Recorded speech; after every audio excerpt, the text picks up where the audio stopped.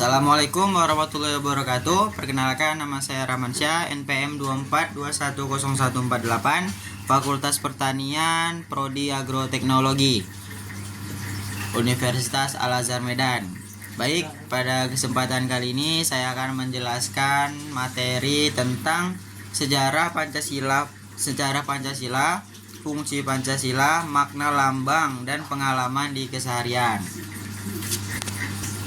Baik, selamat pagi Bapak dosen yang saya hormati. Pada kesempatan yang baik ini, izinkan saya menyampaikan materi presentasi tentang pendidikan Pancasila.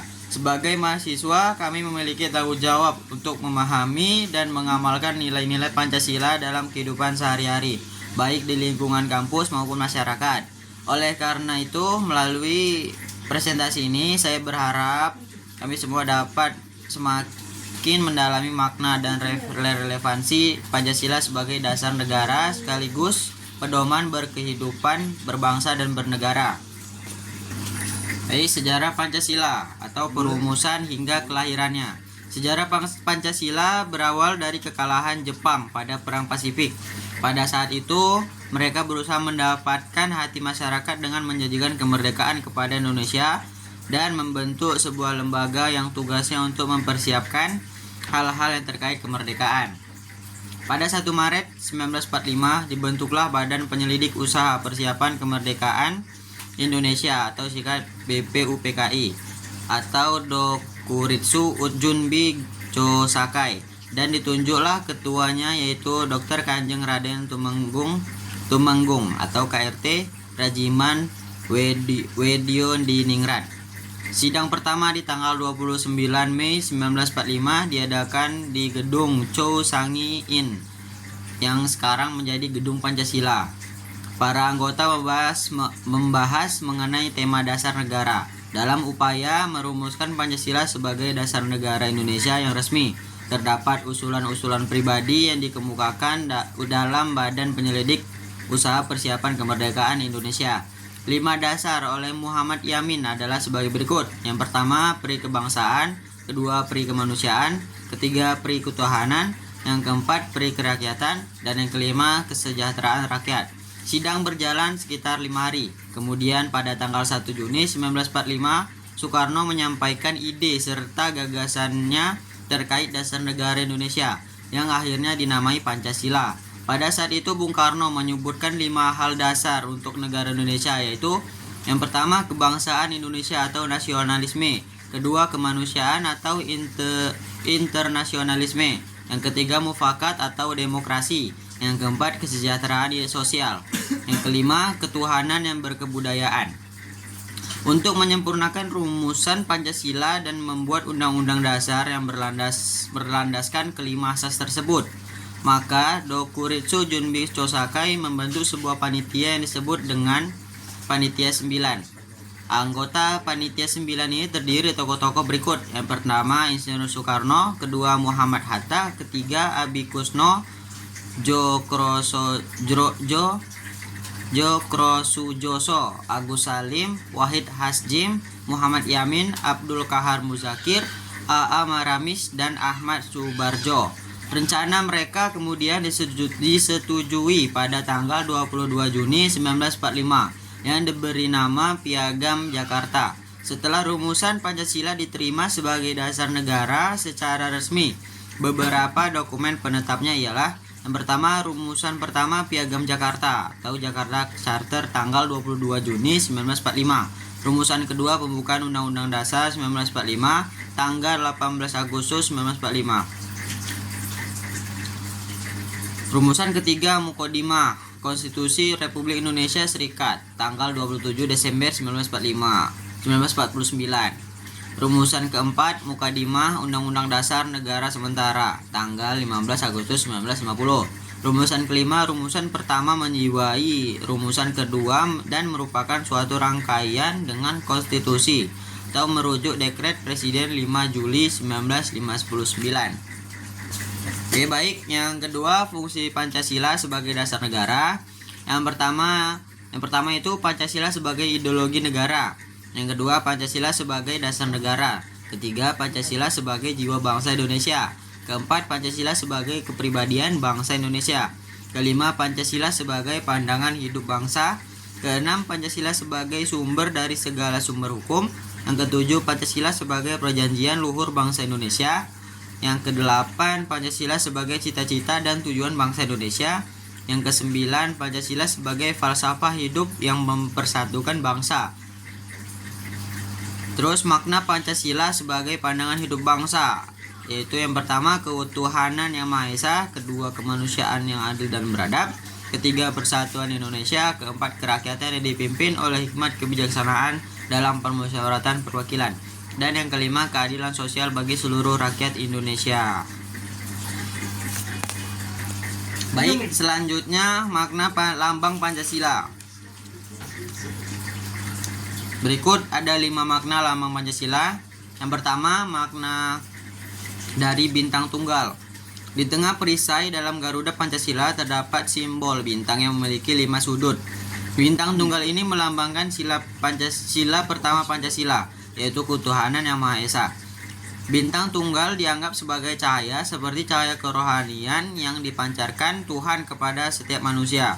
Di bagian bintang terdapat latar berwarna hitam, melambangkan warna alam asli yang dimiliki Tuhan.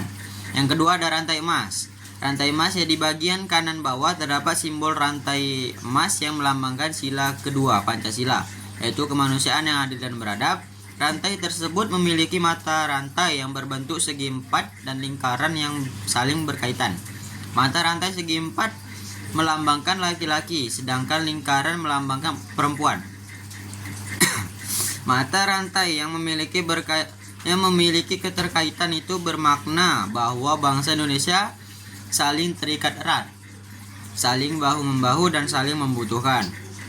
Yang ketiga ada pohon beringin. Pohon beringin, pada bagian kanan atas terdapat gambaran pohon beringin yang melambangkan sila ketiga, yaitu persatuan Indonesia. Lambang pohon beringin digunakan karena pohon yang besar dan banyak digunakan orang sebagai tempat berteduh di bawahnya. Hal tersebut dikolerasikan sebagai negara Indonesia, di mana semua rakyat Indonesia dapat berteduh di bawah naungan negara Indonesia. Pohon beringin yang memiliki sulur dan akar menjalar ke segala arah, bermakna dengan keragaman suku bangsa yang menyatu di bawah nama Indonesia. Yang keempat ada kepala banteng.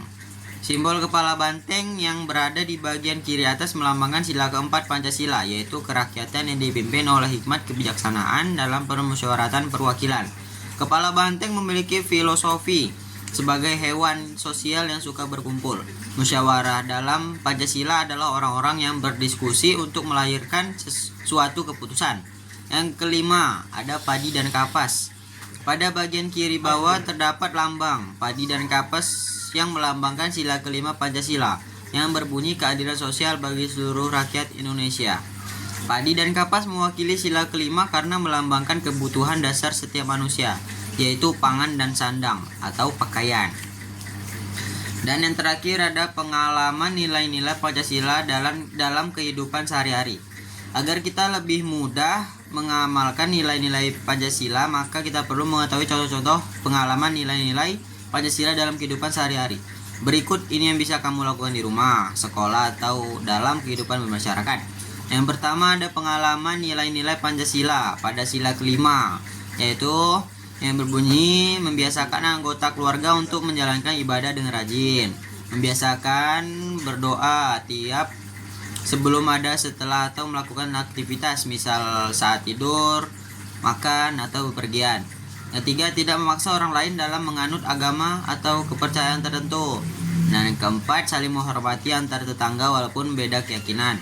Yang kelima, memperkuat toleransi di antara para pemeluk agama dengan cara memberikan kesempatan untuk menjalankan ibadah masing-masing. Yang keenam, saling menghormati dan bertoleransi antar teman dengan keyakinan yang berbeda. Kedua, pengalaman nilai-nilai Pancasila sila kedua ada menolong teman, terus tidak beranggap remeh kepada orang lain, menghormati tetangga yang beda suku, agama, ras, atau golongan, terus menghormati guru, menghargai teman, mengakui bahwa semua orang itu sama kedudukannya. Dan yang ketiga, pengalaman nilai-nilai Pancasila pada sila ketiga yaitu melambangkan sikap cinta tanah air, melihara ketertiban dunia yang berdasarkan pada kemerdekaan, perdamaian abadi, dan keadilan sosial, menumbuhkan sikap saling menghormati, menyayangi, dan menghargai di antara anggota keluarga, tidak memaksakan keinginan kita kepada orang lain. Selanjutnya, tidak mendahulukan kepentingan pribadi, menggunakan posisi jabatan atau kedudukannya untuk kepentingan orang banyak. Yang terakhir, berteman tanpa memandang status sosial, agama, suku, ras, dan golongan. Yang keempat, ada pengalaman nilai-nilai Pancasila pada sila keempat. Pertama, anak mendengarkan dan menuruti nasihat orang tua, mau mendengarkan dan menerima saran dari anak. Mengikuti pemilihan kepala daerah, baik tingkat provinsi, kabupaten, hingga RT dan RW.